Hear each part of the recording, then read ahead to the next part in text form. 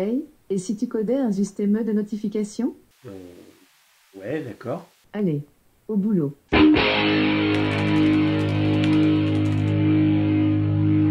Salut, bienvenue dans cette vidéo. Aujourd'hui, je vais vous présenter une façon de faire des notifications, mais d'abord, je vais remettre un peu de contexte.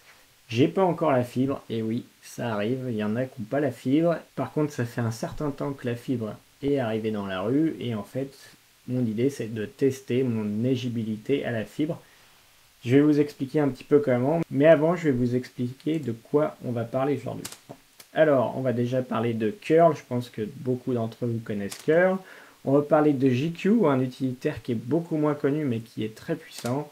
On va parler de GitHub Action, on va parler de Slack et on va parler d'Alexa, d'Amazon Alexa. Ok, alors un petit peu de contexte. En fait, ma fibre est raccordée par Heure Normandie, donc j'habite en Normandie. Ils ont un système qui permet de tester son éligibilité et en fait qui affiche une carte avec des petits points comme ça. Les verts, c'est ceux qui sont éligibles et les rouges, c'est ceux qui ne sont pas éligibles à la fibre. J'ai regardé un petit peu comment ça fonctionne et en fait derrière tout ça se cache tout simplement une requête Ajax. Vous allez aller sur la carte et en fait ça va définir un carré défini par des coordonnées GPS et vous allez tout simplement envoyer ces coordonnées pour donner la zone sur laquelle vous êtes. Donc ce que je vais faire, c'est que je vais faire un curl sur cette URL avec mes coordonnées à moi et je vais récupérer un JSON. Donc vous avez un JSON qui est en fait un tableau de tous les pins et vous avez des informations. L'information qui va m'intéresser, moi, c'est statut éligibilité, qui est une string et qui va te donner finalement le statut actuel. Partant de là, donc je vais faire un curl, je vais récupérer ce JSON, j'ai besoin de parser les JSON et pour ça, je vais faire appel à un utilitaire qui est très peu connu mais qui est très puissant. C'est JQ. JQ, c'est pas jQuery, c'est ce que j'entends souvent quand je parle de JQ. Non, JQ, c'est pas jQuery, c'est un utilitaire cross-platform que vous pouvez installer facilement et qui va en fait parser votre JSON et qui va vous permettre d'extraire des données, voire même de recréer un JSON. Pour l'installer, c'est très facile. En tout cas, sous Linux, c'est très facile. Vous pouvez le faire avec un apt-get install. Si vous êtes sur Mac ou sur Windows, je vous laisse aller voir les guides d'installation qui se trouvent sur le site web. On va faire Mumuse avec JQ et pour ça, je vais utiliser le site qui est en ligne. On va pouvoir faire des tests. Donc JQ, ça va être en entrée, je prends un JSON, j'applique un certain nombre de filtres ou de fonctions et je récupère un résultat, quelque chose qui est très simple. Et en fait, ce qu'on va faire, c'est qu'on va piper le résultat du curl sur JQ et la sortie de JQ, on va la repiper un petit peu plus tard. Donc là, je suis sur JQ Play, qui est le playground pour l'utilitaire, et vous avez déjà un certain nombre d'exemples. Premier exemple, donc ça, ici, je vais mettre mon entrée, mon JSON d'entrée, et ici, je vais mettre ma requête ou mes filtres. Le filtre point, c'est tout simplement l'identity, je renvoie exactement la même chose. Ce qu'on peut voir, c'est que déjà, ça a formaté le JSON.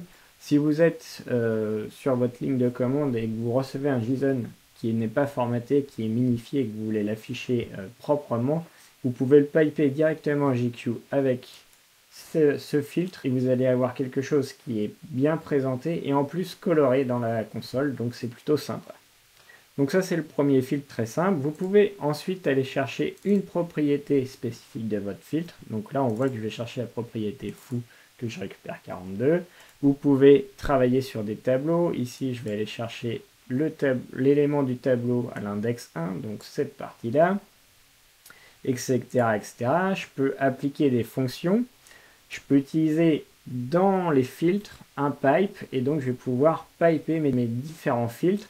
Donc récupérer la sortie du premier filtre et l'envoyer au deuxième filtre, etc. Je vais prendre tous les éléments du tableau et je vais appliquer sur chacun une fonction length qui évidemment va me retourner la longueur de chaque élément. Donc ici j'ai 2 éléments, ici j'ai une chaîne de caractères de 6 caractères, ici j'ai un seul élément et ici j'en ai 0. Donc vous voyez que c'est très pratique, on peut récupérer toutes les clés d'un objet JSON, on peut faire pas mal de choses, on peut sélectionner, on peut faire des filtres et on peut aussi recréer un nouveau JSON en sortie et c'est ce qu'on va faire. Donc je vais reprendre le JSON que j'avais juste avant. Tac.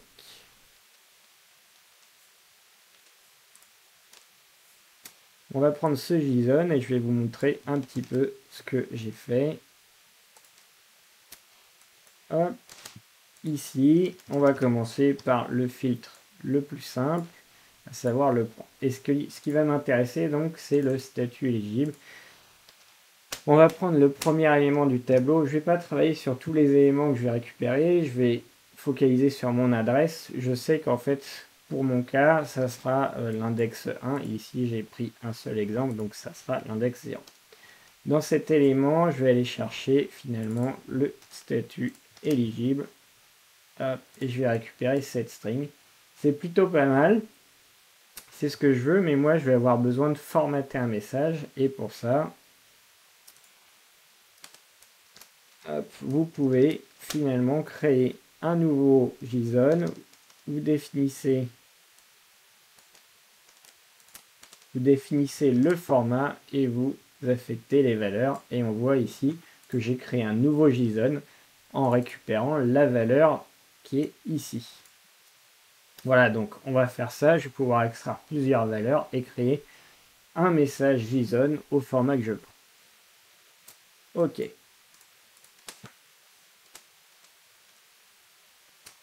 Le format que je veux, c'est celui qui est utilisé par Slack. Je vais faire deux systèmes de notification, un système avec Slack et un système avec Alexa. On va commencer avec Slack.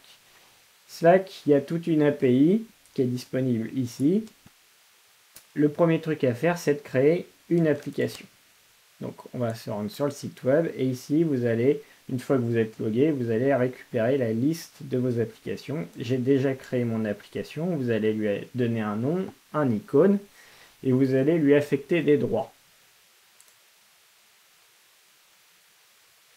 Ici, voilà, vous définissez un petit peu le style de votre application et les droits d'accès que va avoir cette application. Une fois que ça c'est fait, vous allez créer un message et il y a un autre truc qui est assez sympa sur l'API de Slack, c'est que vous avez un BlockKit Builder qui vous donne des exemples de format JSON pour créer des messages qui sont un petit peu plus stylés. Donc, je vais reprendre un peu ce style de message et je vais le simplifier. Moi, ce qui va m'intéresser finalement, c'est uniquement ce bloc-là et ces blocs-là, j'en ai pas besoin. Hop, je vais pas faire ça, je vais pas faire de boutons non plus. Je vais enlever les dividers et je vais avoir quelque chose qui ressemble à ça. Donc finalement quelque chose d'assez simple. Je veux une section avec du texte en format Markdown et le texte sera tout simple. Et je vais aussi mettre une couleur pour me signifier si c'est éligible ou non éligible.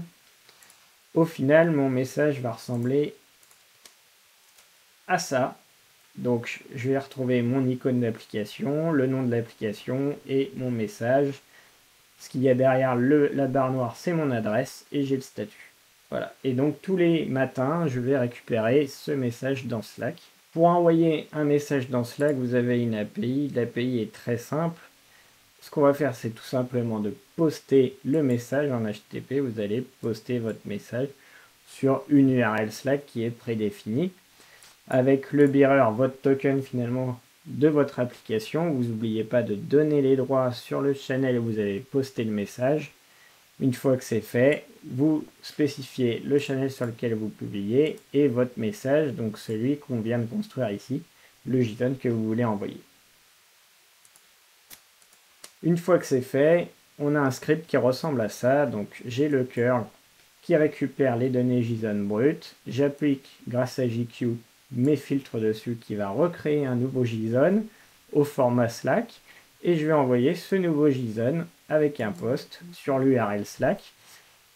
C'est bien un post, c'est bien du JSON et le -d @ ça me permet de récupérer les données que j'ai pipées et c'est bien ça que je vais envoyer sur cette URL. Côté Alexa, on va faire à peu près la même chose. On va commencer par installer la skill qui s'appelle Notifiez-moi, qui est disponible en France et ça c'est assez cool. toutes les skills ne sont pas disponibles en France, mais celle-là, elle est disponible et elle est très pratique. Vous l'installez et ensuite vous allez sur le site Get Notify Me, sur lequel vous allez vous connecter avec votre compte Amazon. Si vous avez Alexa, forcément vous avez un compte Amazon. Une fois que vous êtes connecté, vous allez pouvoir déjà tester que la connexion et le fonctionnement est bon. Et vous pouvez mettre n'importe quel message, cliquez sur envoyer et vous devriez avoir une notification sur votre Alexa ou sur vos Alexa. Mais nous, ce qui va nous intéresser, c'est la partie développeur. Ici, vous allez créer encore une fois une API key, un token. Et en fait, le système est exactement le même que pour Slack. On va envoyer un JSON qui a ce format-là, juste un objet avec message et un contenu sur cette URL. On n'oublie pas de se loguer avec les tokens qui sont spécifiés. Et une fois que vous avez fait ça, votre message va arriver sur votre Alexa, vous pouvez tester, c'est très très simple. Donc là, même principe, je vais extraire grâce à JQ des propriétés et je vais créer un nouveau JSON qui aura ce format qui est beaucoup plus simple que celui de Slack, juste un message et je vais recevoir la notification sur Alexa. Ce qu'on va faire, c'est qu'on va automatiser tout ça avec GitHub Action et j'ai envie de recevoir la notification tous les matins aux alentours de 9h, 10h. Et pour ça, je vais créer un workflow. Le workflow, il ressemble à ça. Donc les workflows GitHub Action, j'en ai déjà présenté quelques-uns. C'est du YAML. C'est très très simple. Donc ce workflow va être déclenché soit quand je vais pousser du code sur la branche main, soit tous les matins à 9h. Donc ça, c'est une expression cron. Si vous ne connaissez pas cron, je vous conseille de regarder ce que c'est. C'est très intéressant et c'est très utilisé, surtout dans le monde Linux, mais de façon globale dans l'informatique, c'est très utilisé. Ça permet de faire des tâches planifiées avec une expression très très simple. Voilà. Donc ça va se déclencher tous les jours à 10h et ça va tourner sur Ubuntu, mais surtout ça va utiliser une action prédéfinie que vous trouvez sur le store qui s'appelle JQ-action qui est en version 2 et en fait qui est juste une image avec JQ préinstallé et ça me permet d'exécuter mon curl, de piper directement à JQ sans avoir besoin d'installer JQ. Donc là, on va retrouver deux blocs, un bloc qui va s'occuper de la notif pour Slack et un bloc qui va s'occuper de la notif pour Alexa. La différence, c'est le formatage, c'est les filtres que j'applique sur JQ. Une fois que ça c'est bon, c'est terminé, il n'y a plus qu'à attendre 10h du matin et je vais recevoir mes notifications sur Alexa. Alexa, lis les notifications. De nouvelles notifications. De notifiez-moi. Vous avez un message de notifie-me est non-bas éligible.